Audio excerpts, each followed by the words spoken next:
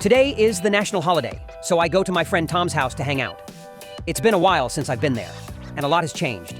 But what catches my attention is that his garden now has a fence, carefully locked. I ask him what he is hiding in there. Instead of answering, he asks me, "Do you want to know?" Of course, I say yes without hesitation because I am very curious. Oh my goodness, what am I seeing? He has a red beast of a car parked in his garden. All this time, he has been coming over to my house to eat, and yet he has this monster in his yard? I want to take it for a spin, maybe drift a few laps to see how it compares to regular cars, but it is too dirty. So we decide to roll up our sleeves and clean it up. We have to tow the car to the garage to have all the necessary equipment to clean and repair it if needed. The first step is always to use a mechanical lift to raise the car a bit, making it easier to work on the parts underneath or the undercarriage. One of the four wheels looks much dirtier than the others, so I remove it. Next, I remove the undercarriage cover. Since Tom has left this car in the garden for months on end, the cover is covered in dead leaves, and there are even chicken bones likely brought in by rats. I show it to Tom, and the look on his face is priceless. He can't believe it. Then I vacuum the undercarriage, removing dirt, leaves, and other debris. Next, I vacuum the entire car, taillights, wiper area, and more. Okay, time to wash the car. I use a small, easy-to-handle snow foam spray bottle to apply a thick layer of foam evenly over the parts that need cleaning. First the disc brakes, then the wheel wells. Why use snow foam instead of other cleaners? Because snow foam adheres well to the car's surface, helping to dissolve and remove dirt, grease, and other impurities effectively. Using snow foam saves water as it doesn't require multiple rinses to remove all the foam. The foam can easily get into cracks, crevices, and hard-to-reach areas. In particular, it creates a white foam layer that covers the car, making it easy to see the areas that have been cleaned and those that need more attention. After spraying the snow foam, I use a small brush to scrub these parts. For components like disc brakes and wheel wells, they have many small gaps and complex details that larger cleaning tools can't reach. The small brush helps thoroughly clean the gaps, hidden corners, and small details, ensuring all dirt, rust, and residues are completely removed. Moreover, using a small brush allows control over the cleaning force, avoiding scratches or damage to surfaces and related parts. After foaming and scrubbing, I use a high-pressure water spray to rinse off the soap foam and dirt. Then, I check the trunk. It is quite clean and contains a spare tire that is still new. I use a drill to remove the screws before detaching the rear spoiler. Moving on to the wheels, I spray water and then snow foam thoroughly into all the crevices and corners. For the tires, I use a large brush to scrub them thoroughly, but for the rims, since they are more complex with many details, I use a small brush for easier cleaning. I spray water to rinse off the soap and dirt. Next, I focus on the wheel rims, which are super dirty and have some rust spots. Let's see the transformation process. Following the same cleaning procedure, spraying snow foam, scrubbing, and rinsing off the soap and dirt with a high-pressure water spray. After washing, the rims still don't look very clean, so I use all my strength to scrub the inside of the rims again. This time, they are perfectly clean. After washing the wheels, I reattach them. Next is cleaning the front of the car. I spray the car cleaning solution evenly on the hood with a fine spray nozzle. With this cleaner, I don't need to scrub. I just rinse off the dirt with water. Without much effort, the hood and the outside of the front windshield are sparkling clean. The next parts to clean are the front bumper and the car doors. Just spraying the car cleaner and then using a high-pressure water spray makes them shine. I do the same for the rear of the car and the rear windshield. Luckily, I opened the fuel cap area to check, and oh my, a nest of black ants. I immediately vacuum them out to reunite with the dead leaves in the vacuum cleaner's trash bin. I spray the cleaning solution and use a small brush to clean this part. All good now. Next, I open the hood to check the engine bay. I vacuum and then spray water to rinse off the surface dirt.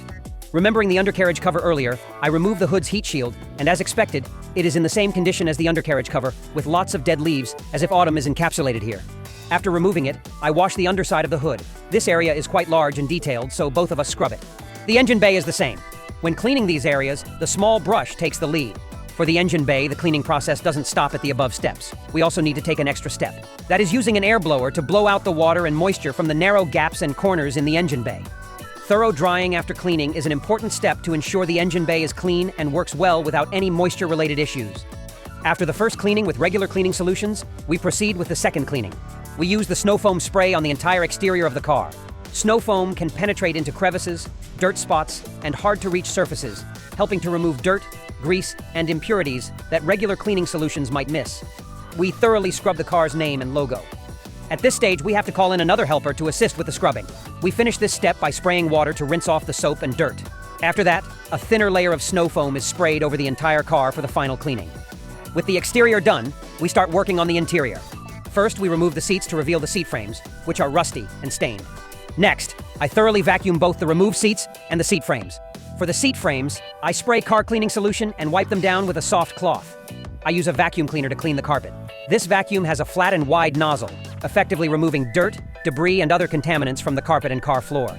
Then, I evenly spray the cleaning solution on the carpet, followed by snow foam.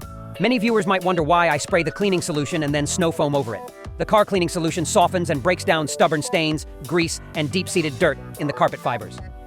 The snow foam then helps to completely remove the softened dirt, ensuring that the carpet is thoroughly cleaned. The combination of the cleaning solution and snow foam creates a two-step cleaning process, more effective than using either method alone. The carpet is made of felt, so I use a drill brush to scrub it. After the cleaning solution has soaked into the carpet and loosened the dirt, I use the vacuum to extract the dirty solution and contaminants, leaving the carpet cleaner and drier. The carpet has undergone a dramatic transformation. Next, I clean the seats, spraying car cleaning solution, using a sponge to scrub to avoid scratching the leather, and then wiping it clean with a soft cloth. For the steering wheel, I use a small brush to clean and then wipe it with a soft cloth. I then use a steam cleaner to clean the steering wheel, handbrake, and the area around the gear shift. Hot steam has the ability to kill germs and bacteria, thoroughly cleaning and sanitizing the steering wheel, providing a clean and safe car interior. The steam does not harm leather, plastic, or rubber surfaces, helping to protect and maintain these materials in their best condition. For the inside of the car doors, I use a high-pressure steam cleaner to clean the interior surfaces. The high-pressure steam cleaner helps remove dirt and debris from crevices and uneven surfaces. Next, I spray car cleaning solution and use a sponge combined with a small brush to scrub. Then, I use a soft cloth to wipe away the soap and dirt. The entire car is now spotless, but the hood still doesn't look shiny and new, so I use a special cleaner and a polisher. After polishing, a layer of polish is applied to protect the paint surface and create a high gloss. Now it's so shiny you can see your reflection. Almost forgot the door handles. I use a drill brush to clean this part.